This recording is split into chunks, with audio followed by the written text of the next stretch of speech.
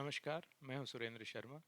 पिछले कुछ दिनों में साइट कोर ने बहुत सारी नई चीज़ें इंट्रोड्यूस की हैं, जैसे कि site core AI, agentic studio, app studio, और इन्हीं में से एक है ब्लॉक। आज हम इसी पे बात करेंगे। जैसे कि आप लोग एक्सएम क्लाउड पे जाते हो, वहाँ फॉर्म्स के कंपोनेंट्स देखते हो, जो एक्सएम क्लाउड का यूआई है, वहाँ जो कंट्रोल्स है वो देखते हो। तो अगर आप चाहते हो कि उसी टाइप के कंपोनेंट, उसी टाइप के कंट्रोल, उसी टाइप के बटन्स अगर आपको अपने खुद के प्रोडक्ट में या खुद की वेबसाइट में यूज़ करना है, तो कैसे कर सकते हैं। तो उसी के लिए साइटकोर ने एक यूआई फ्रेमवर्क लॉन्च किया है, जिसका नाम है ब्लॉक, जिसको कि साइटकोर की प्रोडक्ट टीम भी खुद भी यूज़ करती है। और इसमें साथ में उन्होंने स्टाइल गाइड भी इंक्लूड की हुई है। ये एक पब्लिकली अवेलेबल यूआई फ्रेमवर्क है, जो कि हम लोग खुद भी यूज़ कर सकते हैं। ये एक कंपोनेंट लाइब्रेरी नहीं है, बट कंपोनेंट लाइब्रेरी को बिल्ड करने का एक फ्रेमवर्क है। सो अगर आपको ये ब्लॉक यूज़ करना है, तो आपके आपके पास पहले Node dot J S, N P M, Tailwind dot C S S होना चाहिए। और इसको यूज़ कैसे करना है, तो इसके लिए सबसे पहले आपको shared cn N P M package install करना पड़ेगा। तो उसके लिए कमांड है npx shared cn @latest initialization। जब भी आप ये कमांड रन करते हो, तो ये क्या करता है, आपसे पहले कुछ क्वेश्चंस पूछेगा, जैसे कि आपको नेक्स्ट डॉट जे का कौन सा वर्जन चाहिए, एप्लीकेशन का क्या नाम होना चाहिए, और इसके बाद ये कोड सेटअप करेगा आप आपके डिफ़ॉल्ट डायरेक्टरी में, जहाँ से भी आप अभी कमांड रन कर रहे हो। जैसे कि इसने माई ऐप एक एप्लीकेशन यहाँ क्रिएट कर दी इस इनिशियलाइजेशन कमांड ने, और यहाँ पे अब वो काफ़ी सारी फाइल्स ऐड करेगा।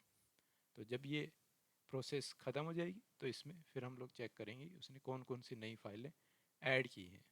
जो मोस्ट इम्पॉर्टेंट चीज़ है इस कमांड के थ्रू, तो वो ये है कि ये ऑटोमेटिकली डिटेक्ट करेगा कि आपका वाइट सेटअप और टेलविंड कॉन्फ़िगरेशन क्या होनी चाहिए। ये कुछ कॉन्फ़िगरेशन फाइल इसमें क्रिएट करेगा। ये अपने आप जो भी इसको नेसेसरी सी एस एस चाहिए, वो अपने आप क्रिएट कर देगा। फॉर एग्जांपल आप यहाँ जाओगे, इसी global dot C S S इसने अपने आप यहाँ पे ऐड कर दी, और इसके अंदर वो जो भी इसे चीज़ लगती है वो अपने आप यहाँ पे ऐड कर देगा। ये मेरे से अब पूछ रहा है कि आपको किस कलर का एप्लीकेशन चाहिए। मैं बोल देता हूँ कि मुझे मे बी स्टोन कलर का चाहिए। तो अब ये क्या करेगा, स्टोन रिलेटेड जो भी सी एस एस क्लासेस है वो सारे यहाँ ऐड कर देगा। और ये देखो आपने कि इसने component dot C S JSON file भी ऐड कर दी, ये कॉन्फ़िगरेशन फाइल है। और यहाँ इस रजिस्ट्री में हम लोग कुछ चीज़ें ऐड करेंगे बाद में। और ऐसे ही इसने एक लाइब्रेरी भी ऐड कर दी, जिसमें कि utils डॉट टी एस है। तो इसमें हमारे यूटिलिटी फंक्शंस ऐड हो सकते हैं। तो जैसे ही ये कमांड रन हो जाता है, तो अब हम जाते हैं और अपनी डायरेक्टरी यहाँ चेंज करते हैं। और जैसे ही हम डायरेक्टरी चेंज करेंगे, अब हम इसके अंदर अपने जो भी कंपोनेंट इस यूआई फ्रेमवर्क ने दिए, वो यहाँ पर ऐड कर सकते हैं। तो जैसे कि मैं यहाँ पर एक बटन ऐड करना चाहता हूँ, तो बटन का ऐड करने के लिए आपको कमांड फायर करना पड़ेगा npx shared cn latest add, और उस जो ब्लॉक का जो यूआरएल है, वहाँ पे बटन डॉट जेसन आपको यहाँ लिखना पड़ेगा, और आप फिर यहाँ पर से वो कंपोनेंट ऐड कर सकते हो अपने प्रोजेक्ट के अंदर। तो जैसे इसने यहाँ पे कंपोनेंट ऐड कर दिया button dot T S x. इसके अंदर ऑलमोस्ट सारा ही कोड लिखा है डिफरेंट डिफरेंट टाइप के बटन्स क्रिएट करने का। तो हम इसको यूज़ कर सकते हैं अब अपने प्रोजेक्ट के अंदर। तो फॉर एग्ज़ाम्पल, अगर आपको ये चेक करना है कि ये कैसे वर्क हुआ अभी, फॉर एग्ज़ाम्पल अभी मैं इसको सेव कर लेता हूँ, और इसके बाद हम इसको एक बार रन करके देखेंगे कि ये रन कैसे हो रहा है। तो इस एप्लीकेशन को रन करने का जो तरीका है, उसके लिए आपको पहले इसे बिल्ड करना है। जैसे ही आपका वो बिल्ड हो जाता है, उसके बाद आप इसको रन कर सकते हैं। तो पहले हम इसको बिल्ड करते हैं, और इसके बाद हम इसको एक बार रन करके देख लेते हैं अपनी डिफ़ॉल्ट एप्लीकेशन कैसे चल रही है। तो ये बिल्ड में कुछ टाइम लेगा, जैसे बिल्ड हो जाती है फिर हम इसको रन करेंगे अपने लोकल होस्ट 3000 पे। ये है npm run dev। ये यहाँ पर अभी रन हो गया। मैं इसको रन करता हूँ लोकल होस्ट 3000 को, और यहाँ से मैं इसको ओपन करता हूँ। ये मेरा ये मेरा लोकल होस्ट 3000 है, और यहाँ मैं देख सकता हूँ कि अभी मेरे पास ये पूरा सिर्फ इसका होम पेज है, जिसमें मुझे बता रहा है कि अगर आपको स्टार्ट करना है तो एडिट करो page dot T S x file को। सो अभी हमने जो कंपोनेंट ऐड किया बटन कंपोनेंट, अगर मुझे वो दिखाना है इस पेज पे, सो ये मेरी page dot T S x है, इसके अंदर मैं जाऊँगा और यहाँ पर मैं चीज़ें ऐड कर दूँगा। तो जैसे कि अभी ये सब मुझे अभी ये कुछ इसमें रेड लाइन दिखा रहा है, बट हम लोग इसको इग्नोर करेंगे और यहाँ पे मैं कुछ बटन्स ऐड कर देता हूँ। तो मेरे पास पहले से उसका एक कोड लिखा है, तो मैं जाता हूँ और वो बटन्स कुछ यहाँ पे ऐड करता हूँ। तो ये मेरे बटन्स का मैंने कुछ ऐड किया, और जैसे ये आपके बटन्स ऐड हो जाते हैं, ये मुझसे अभी एरर दे रहा है, बोले इंपोर्ट करो बटन्स को, तो इंपोर्ट कर लेते हैं। और जैसे ये हो जाता है तो मेरे यहाँ पे मैंने 4 टाइप्स के बटन ऐड किए हैं, प्राइमरी, आउटलाइन, गोस्ट और लिंक। सो एक बार इसको चेक करते हैं कि ये हमको ब्राउज़र में कैसे दिख रहा है। तो अगर मैं ब्राउज़र में जाता हूँ तो देखो primary, outline, ghost and link. So इसके लिए मैंने कोई CSS नहीं लिखी, मैंने कुछ नहीं लिखा, मैंने सिर्फ उस कंपोनेंट को ऐड किया अपने प्रोजेक्ट में और मैं उसका यूज़ करने लग गया। अब इसमें जो सबसे बढ़िया चीज़ है वो है कि आप यहाँ MCP सर्वर भी यूज़ कर सकते हो। सो MCP सर्वर क्या होता है? It's a model context protocol. It means अगर आपके पास कोई एक एक्सटर्नल डेटा सोर्स है और आपको अब उसको अपने उस डेटा सोर्स से आपके पास टाइम नहीं है ढूंढने का, आपको नहीं पता उसके अंदर क्या होना चाहिए, तो आप क्या करते हो कि एक MCP टूल बनाते हो।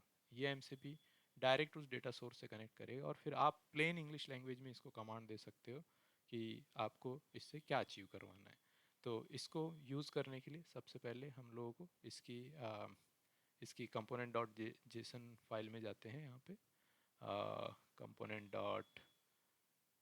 डॉट जेसन, और यहाँ रजिस्ट्री होती है। तो इस रजिस्ट्री के अंदर मैं चीज़ें पहले एक ब्लॉक की एंट्री ऐड कर देता हूँ कि ये मेरी रजिस्ट्री है।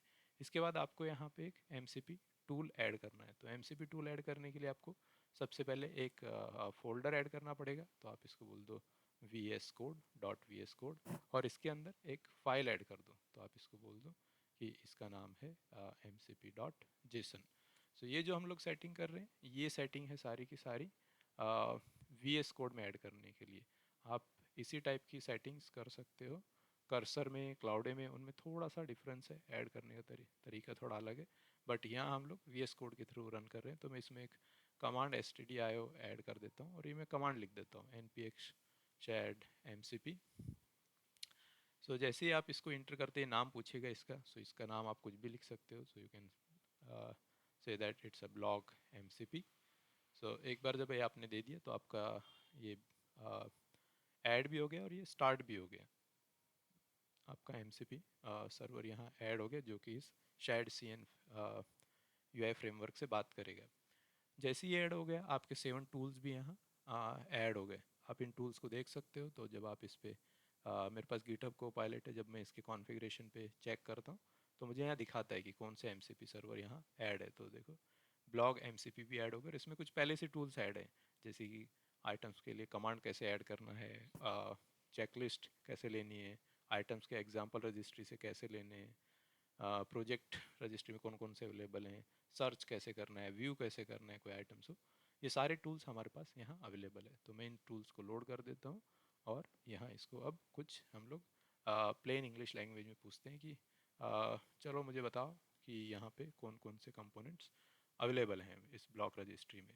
सो आप ये बोल सकते हैं कि ये आपका एक जीन है। अगर आपने अलादीन की कहानी सुनी होगी तो आप इससे क्वेश्चन पूछो, ये आपको उन क्वेश्चंस का आंसर करते रहेगा। तो अभी उसने ढूंढ लिया कि मेरे पास एक रजिस्ट्री है ब्लॉक की, और उसके थ्रू अब ये देख रहा है कि वहाँ पे कौन कौन से चीज़ें अवेलेबल है। तो मैंने अभी इसको कंपोनेंट बोला है कि मुझे सारे कंपोनेंट दिखाओ। सो ये इसको कंपोनेंट्स कुछ ये बोल रहा है कि मुझे कुछ मिला नहीं है। ऐसा क्यों किया? चलो वापस पूछते हैं एक बार कि जाओ ब्लॉक रजिस्ट्री में देखो कौन कौन से कंपोनेंट्स यहाँ अवेलेबल हैं।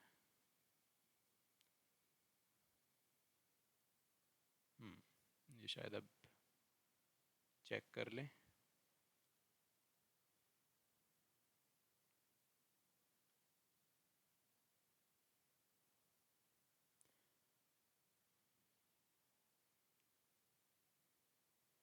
सो इसको ये सारे कंपोनेंट्स मिले हैं अभी यहाँ पे, और ऐसे ही हम यहाँ इसको बोलते हैं कि ठीक है चलो मेरे लिए एक अ, जैसे कि इस ब्लॉक रजिस्ट्री में मैं इसको बोलता हूँ कि इंस्टॉल करो कि जो भी ब्लॉक में जैसे कि कोई अलर्ट होगा, तो एक अलर्ट एक कंपोनेंट है, मैं इसको बोलता हूँ ये मेरा यहाँ इंस्टॉल करो। सो ये क्या करेगा कि यहाँ कंपोनेंट्स के अंदर जैसे बटन ऐड हुआ है इसी टाइप का एक अलर्ट भी इसने ऐड करना चाहिए। सो इनिशियली जो हम लोग कमांड दे रहे थे वो कमांड हम लोग दे रहे थे कि आ, आप इसमें इसकी डायरेक्टरी चेंज कर देते हैं, नहीं इसको मिलेगा नहीं। सो हम इसको वापस बोलते हैं कि इस कमांड को वापस से रन करो। हाँ ठीक है। सो इसको एक बार फेच करके देखते हैं कि ये यहाँ पर ऐड कर पा रहा है नहीं। सो इसको एक रजिस्ट्री में मिल तो गया, कंपोनेंट डॉट जेसन में ये मुझे कुछ ऐड करने बोल रहा है, मैं इसको बोलता हूँ ठीक है कर दो।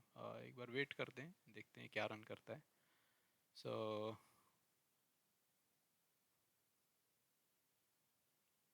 ये एक अभी इंस्टॉल कर रहा है अलर्ट ब्लॉक रजिस्ट्री के थ्रू। सो यहाँ पर एक alert dot T S x एक फाइल आनी चाहिए।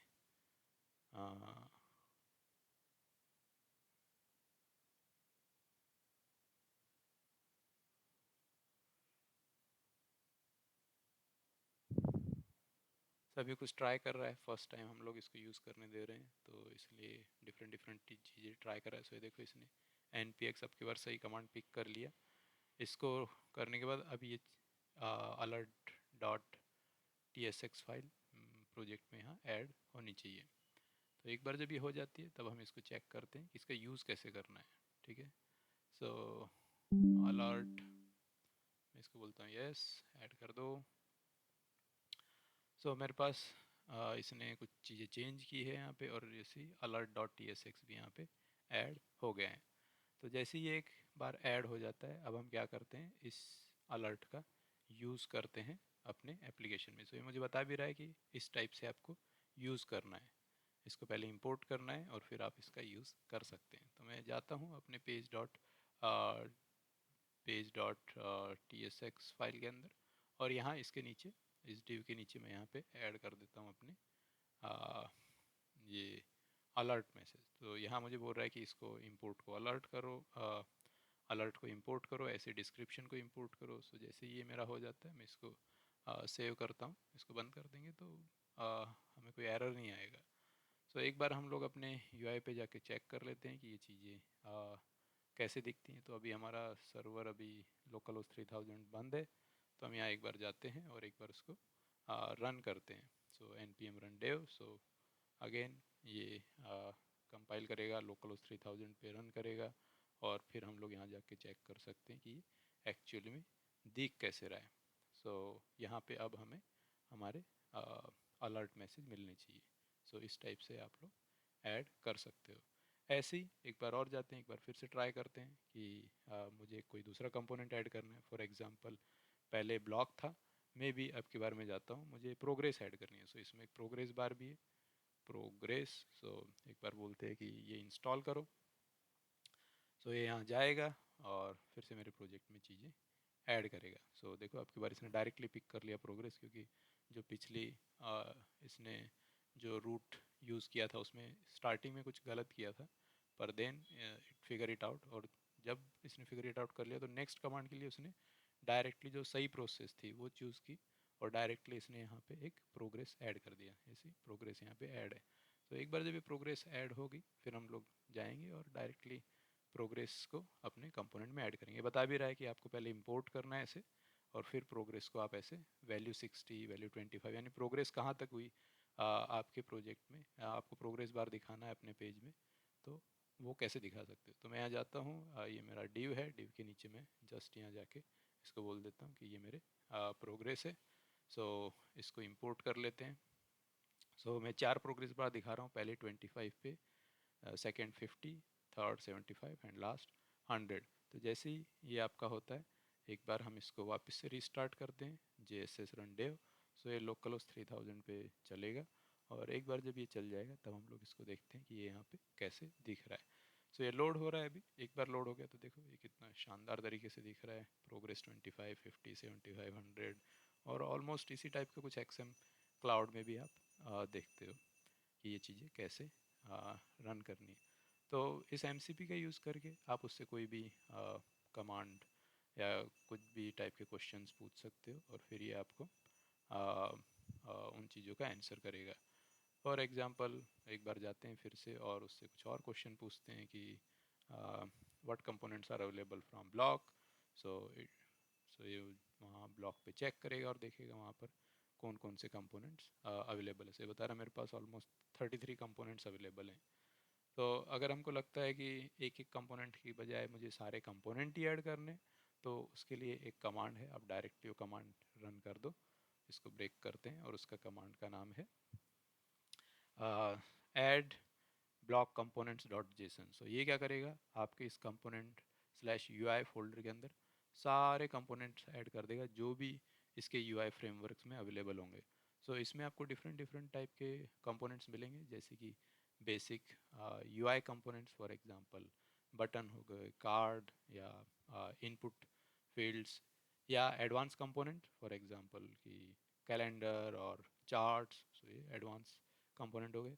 अगर आपको लेआउट रिलेटेड कंपोनेंट चाहिए वो भी ऐड कर देगा, for example navigation, bread krump. और अगर आप फॉर्म्स वगैरह डिज़ाइन कर रहे हैं, उसकी रिक्वायरमेंट है आपके प्रोजेक्ट में, तो ये अपने आप उससे रिलेटेड जो डिफरेंट कंपोनेंट्स होते हैं, for example check box, radio button, the normal button, so सारी चीज़ें भी यहाँ ऐड कर देगा। फॉर एग्जांपल इसने यहाँ अभी अकॉर्डियन ऐड किया, ऐसे ये अपने प्रोजेक्ट में बाकी धीरे धीरे सारे कंपोनेंट्स ऐड कर देगा इस एक सिंगल कमांड के थ्रू। सो अभी ये मुझसे पूछ रहा है बटन पहले से ही है, क्या करना है? मैं बोलूँ हाँ कुछ नहीं, जाओ आप जाके उसको ओवरराइट कर सकते हो।